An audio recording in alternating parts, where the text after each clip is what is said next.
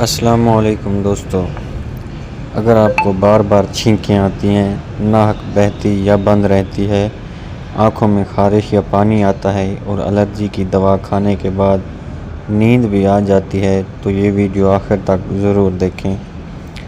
آج میں آپ کو بتاؤں گا الرجی کی ایسی بہترین ٹیبلٹ جو الرجی بھی کنٹرول کرے اور نیند بھی نہ لائے۔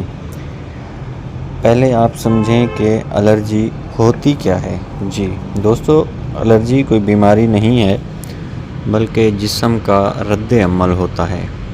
یہ ہو سکتی ہے گرد و غبار سے، موسم کی تبدیلی سے، پرفیوم یا دھوئیں سے، جانوروں کے بالوں سے۔ جب الرجی ہوتی ہے تو جسم میں ایک کیمیکل نکلتا ہے جسے ہسٹامین کہتے ہیں اور یہی چھینک، خارش اور ناک بہنے کی وجہ بنتا ہے۔ پرانی الرجی کی ٹیبلٹس کا مسئلہ۔ اکثر لوگ الرجی میں یہ دوائیاں کھا لیتے ہیں جن میں کلوروفینرامین، ڈی ہائیڈرامین۔ یہ دوائیاں الرجی تو کم کر دیتی ہیں لیکن نیند، سستی، سر کا بھاری پن ہونا اور خاص طور پر جو لوگ ڈرائیونگ کرتے ہیں، طلباء ہیں، دفتر میں کام کرنے والوں کے لیے یہ بہت بڑا مسئلہ ہوتا ہے کیونکہ انہیں کام کرنے میں بہت زیادہ دقت محسوس ہوتی ہے۔ اب آتے ہیں اصل بات پر۔ دوستو، الرجی کی بہترین ٹیبلٹس جو نیند نہیں لاتی لیکن الرجی میں بہت فائدہ دیتی ہیں، ان میں ڈیسلوروٹاڈین، لوروٹاڈین اور فیکسوفیناڈین میں لکھ کر آپ کو دکھا دیتا ہوں۔